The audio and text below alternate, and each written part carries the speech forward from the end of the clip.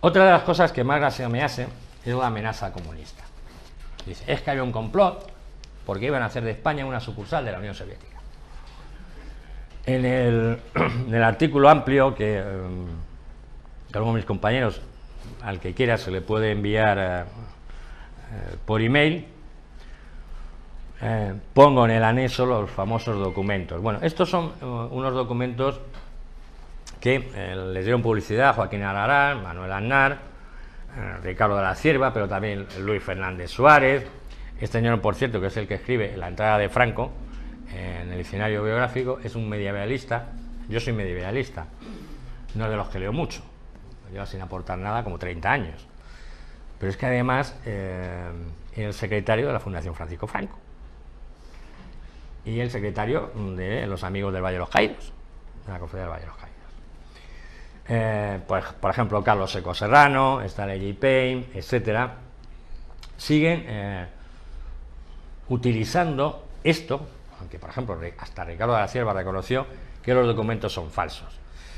Los documentos, no es la primera vez que se intentan hacer documentos falsos para vincular a los comunistas en una supuesta revolución que te dé la posibilidad de contrarrestarlo aplicando una dictadura generalmente de tipo totalitario fascista. Ya durante la dictadura de Primo de Rivera se empieza a haber esta acción anticomunista, y entonces, como yo suelo decir alguamente, los comunistas, estamos hablando en los años 20, finales de los años 20, eran 4 y uno de ellos casi siempre estaba borracho. Es decir, qué poca fuerza tendrían que hasta el propio Primo de Rivera ni censuró su órgano de prensa, porque sabía que en realidad no representaban ningún peligro. Desde el año 31, gente como Calvo Sotelo, Ramiro de Maeztu, Albiñana, etcétera, siguen con la misma. Todo esto viene de, por ejemplo, un documento que son los protocolos de los sabios de Sion. Si ustedes no han leído esta obra, bájensela, porque es ciencia ficción pura y dura. Es en uno de los primeros sitios en que escuché una frase que luego repetía mucho Franco: la conspiración judeo-masónica pagada por el oro de Moscú. O sea, juntar judíos, masones y comunistas. Qué poder de convencimiento. Perdona, ¿has dicho los protocolos de los sabios de Sion? Es, de verdad, lo recomiendo, lo podéis bajar en internet, está libre, porque es que os vais a divertir mucho si lo tomáis en broma, claro. Esto lo escribió un antiguo general zarista, ¿no? Un tal von Miller. El Frente Popular, por ejemplo, lo consideran que era el caballo de Troya que había introducido Stalin para meterse en las democracias, en estas democracias burguesas, y hacerse con el poder.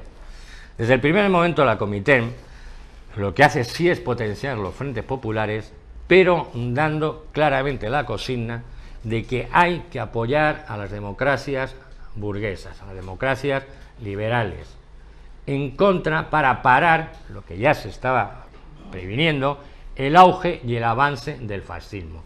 En ningún momento la Comité, y es que con irse a las actas de sus reuniones se ve, incluso las indicaciones que le mandaban entonces en minúsculo el Partido Comunista de España iban en ese sentido. Ellos, por ejemplo, en España, en el mismo año 36, paran huelgas, por decir que no es el momento. Durante la guerra civil, su actuación es decir, señores, vamos a ganar primero la guerra y luego ya veremos si hacemos la revolución. Por ejemplo, en contra de lo que defendían otros compañeros, como podía ser los anarquistas o como podía ser la gente del POUM. Es decir, en ningún momento pretendían hacer un soviet, entre otras cosas porque Stalin lo que estaba pretendiendo era crear alianzas con las democracias occidentales, fundamentalmente Francia y Gran Bretaña, para parar precisamente a la Alemania nazi y a la fascista italiana. Evidentemente, si Stalin intenta de verdad aquí imponer un soviet, los acuerdos con las democracias occidentales iban a tener un serio problema. Bueno, en estos documentos se habla de una revolución. Por ejemplo, en el informe confidencial número 3 que llaman, hablan de la rebelión en Madrid prevista para los días 10 de mayo y 29 de junio de 1936. Como ustedes saben, no se produjo ninguna. En el 2 ya se dan los nombres del Soviet Supremo. Pero es que aquí hay personas, por ejemplo, como Carlos Hernández Sancajo, que era del PSOE, Francisco Galán, Eduardo Ortega y Gasset, que era del Partido Republicano Radical Socialista, y que estos, aparte, era el bueno de los dos hermanos Gasset. O sea, no el José este. Del José alguna vez hablaremos algo. Que tenían, dicen, decenas de miles de armas, pistolas, 20.000 hombres entrenados y preparadísimos. Entonces, si esto es verdad, ¿cómo es que cuando estalla la rebelión tienen que ir la gente del pueblo a pedir armas porque es que no tenían ni tirachinas? Pues según ellos estaban armados hasta los dientes. En el informe secreto número 3 habla de una reunión celebrada en Valencia. Aquí que teóricamente se supone se celebró el 16 de mayo del 36, en la que ya se habla, ya cambian la fecha del golpe, ya no va a ser para el 19 y 20 de junio, ya la cambian de día. Ya, me queda nada más. En la que además serían invitados comunistas franceses, etcétera, y que se iban a hacer con el poder y con ayuda de miembros del Partido Comunista Francés instalar un soviet español. Estos informes fueron ampliamente aireados por la propaganda. Yo he tenido ocasión de ver algunos de estos informes en las distintas copias, se distribuyeron copias por todos los lados. No hay dos que sean iguales. O sea, o la mecanógrafa que los copiaba era muy mala, por eso no hay dos iguales. El propio, además se localizan en sitios muy raros, en Lora del Río, en la línea de la Concepción, en Palma de Mallorca. Si un documento es secreto, digo yo que no se hacen, se tiran, vamos, copias como si fuera un panfleto publicitario y que aparezcan en tantos sitios. Claramente con los documentos secretos se tiene un poco más de cuidado. Pero bueno. Esto, en el historiador que os he comentado antes, Herbert Sudborg, lo desmiente en la obra que también os he citado, El mito de la cruzada de Franco.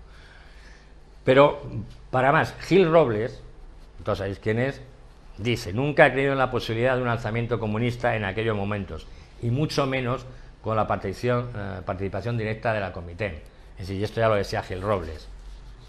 Los documentos, como reconoció en su momento el propio Ricardo de la Cierva, los había hecho un periodista franquista que tuvo que lanzar esto. Desgraciadamente tuvo mucho eco estos documentos y se utilizó en Gran Bretaña mucho. Gran Bretaña algún día se sabrá, porque por ejemplo los archivos del M16 están cerrados a cal y canto para este periodo. Yo creo que tengo cada vez más claro, y Ángel Viñas lo tiene todavía mucho más claro que yo, que es investigado, que el M16 participó en la contratación, por ejemplo, de Dragón Rapid. El hombre que hizo las gestiones era un antiguo miembro del M16. El hombre que vino a España acompañado de su hija y de una amiga era un antiguo miembro del M16. Y Gran Bretaña también fue la creadora del famoso Pacto de la Intervención.